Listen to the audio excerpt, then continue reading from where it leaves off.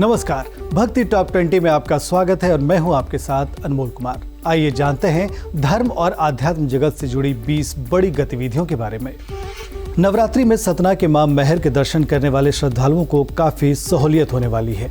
इसके लिए उत्तर मध्य रेलवे की तरफ से गोदान एक्सप्रेस समेत 8 ट्रेनों को महर स्टेशन पर रोकने का फैसला लिया गया है। उत्तराखंड में चारधाम यात्रा पर आने वाले श्रद्धालुओं को इस बार हाईटेक फोटोमेट्रिक पंजीकरण सुविधा उपलब्ध होगी। आईटी सेक्टर में काम करने वाली संस्था एथिक्स इन्फोटेक को इस बार इस काम को सौंपा गया है। ऋषिकेश, हरिद्वार सहित यात्रा मार्ग पर सभी प्रमुख सेंटर 15 अप्रैल से काम करना शुरू कर देंगे। केदारनाथ यात्रा पर जाने वाले श्रद्धालुओं के लिए एक अच्छी खबर है। इस बार उम्मीद जताई जा रही थी कि हेलीकॉप्टर सेवाओं का किराया बढ़ जाएगा, मगर अच्छी खबर यह है कि हेलीकॉप्टर सेवाओं के किराए में कोई भी बढ़ोतरी नहीं होगी। पंचकुला में इस बार काली माता मंदिर में नवरात्र धूमधाम से मनाया जाएगा, जिसको देखते हुए मेले की तैयारियां भी शुरू कर दी गई हैं।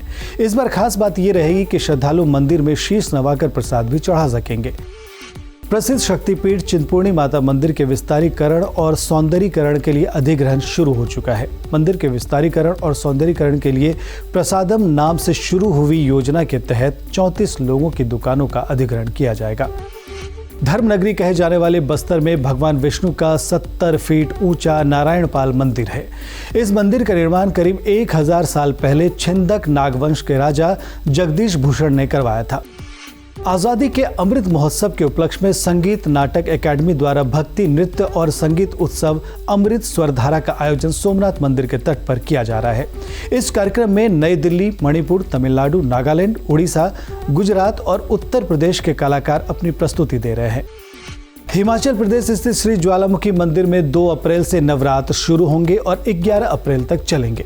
नवरात्रों के दौरान मंदिर परिसर में डॉक्टर और स्टाफ की नियुक्ति की जाएगी। इसके साथ ही श्रद्धालुओं को निःशुल्क दवाइयां भी उपलब्ध कराई जाएंगी। झारखंड के रांची में स्थित ऐतिहासिक महादानी मंदिर को पर्यटन विभाग द्वारा दर्शनीय स्थल के रूप में विकसित किया जाएगा। इसमें बच्चों के लिए पार्क, सड़क और तोरण द्वार का निर्माण किया जाएगा। मिर्जापुर में विश्व प्रसिद्ध माता विंध्यवासिनी के धाम में चैत्र नवरात्रि मेला 1 अप्रैल की मध्यरात्रि से प्रारंभ होकर 10 अप्रैल तक चलेगा। चैत्र नवरात्रि मेले में प्रतिदिन लाखों की तादाद में आने वाले भक्तों की सुविधाओं की सारी तैयारियां कर ली गई हैं। 2 अप्रैल से राजसमंद राजस्थान में आरंभ होगी श्री राम कथा। 10 अप्रैल तक चलने वाली इस कथा में पूज्य संत श्री मुरलीधर जी महाराज लोगों को प्रभु श्री राम के बताए आदर्शों पर चलने की देंगे प्रेरणा। आप सुबह 9:30 बजे से संस्कार पर इसका सीधा प्रसारण देख सकते हैं। 1 अप्रैल को श्री हरि सत्संग समिति के तत्वावधान में कोलकाता, पश्चिम बंगाल में एक शाम संस्कारों के नाम कार्यक्रम का आयोजन किया जाएगा। जीवन प्रबंधन गुरु पंडित विजय शंकर मेहता जी के पावन सानिध्य में होने वाले कार्यक्रम का आप शाम 7 बजे से विशेष प्रसारण संस्कार यूएसए पर देख सकते हैं। उत्तराखंड में 4 धामों के अलावा एक 5वां धाम भी है, जिसकी जानकारी कम ही लोगों को है। अल्मोड़ा जिले में स्थित डोल आश्रम को 5वां धाम कहा जाता है। डोल आश्रम के अंदर एक संस्कृत विद्यालय भी है, जहां सैकड़ों छात्रों को निःशुल्क शिक्षा दी जाती है। भगवान शिव के 12 ज्योतिर्लिंगों में से एक गुजरात के सोमनाथ मंदिर में अब गीता प्रेस की पुस्तकें बिकेंगी। सोमनाथ मंदिर प्रबंधन द्वारा गीता प्रेस को परिसर में ही स्थान उपलब्ध कराया गया है। यहाँ हिंदी के अलावा अन्य भाषाओं में भी धार्मिक किताबें मिलेंगी। उत्तराखंड के बागेश्वर जिले में खूबसूरत मजुवा टाप को पर्यटन क्षेत्र से जोड़ने के लिए कवायद शुरू हो गई है। यहाँ पर ध्यान, योग आदि गतिविधियों के लिए 5 गुफाएं बनाई जा रही हैं। मजुवा टाप के मंदिरों के साथ सैलानी हिमालय के विहंगम दृश्य को भी देख सकते हैं। बद्रीनाथ धाम के कपाट 8 मई को खोले जाएंगे। यहाँ मंदिर में 6 माह तक अभिषेक पूजा के लिए तिलों से तेल निकालने की तारीख 22 अप्रैल निश्चित की गई है। इसके बाद भगवान बद्री विशाल का तेल कलशगारू घड़ा राजदरबार से रवाना किया जाएगा। कैलाश मानसरोवर यात्रा पर जाने वाले श्रद्धालुओं को अब नेपाल या चीन के रास्ते से नहीं जाना पड़ेगा। प्रशासन की ओर से उत्तराखंड के पिथौरागढ़ जिले में यह रास्ता बनाया जा रहा है, जिसके जरिए न केवल यात्रियों का समय बचेगा, बल्कि यात्रियों को दुर्गम मार्ग की कठिनाइयों से भी राहत मिलेगी। कांगड़ा के श्री ज्वालामुखी मंदिर में 2 अप्रैल से शुरू होने वाले चैत्र नवरात्रों के दौरान 9 दिनों तक श्रद्धालुओं के लिए लंगर की व्यवस्था रहेगी। साथ ही मंदिर की सुरक्षा ड्रोन से की जाएगी। श्रद्धालुओं को होटल व सराय में ठहरने के लिए प्रशासन की ओर से कोई पाबंदी नहीं लगाई गई है, लेकिन होटल और सराय संचालकों को श्रद्धालुओं का पंजीकरण करना अनिवार्य होगा। 18 अप्रैल से यमुनानगर हरियाणा में आरंभ होगी श्री भक्तमाल कथा।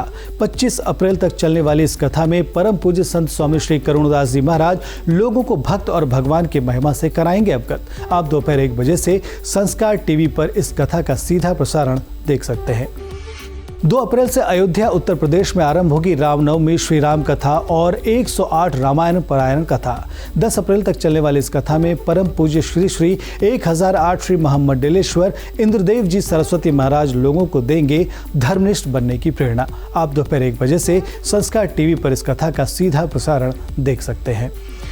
तो ये थी धर्म और आध्यात्म जगत से जुड़ी 20 बड़ी गतिविधियां। लेटेस्ट अपडेट को जानने के लिए आप हमें फेसबुक पर लाइक कर सकते हैं, ट्विटर पर फॉलो कर सकते हैं और यूट्यूब चैनल को सब्सक्राइब कर सकते हैं।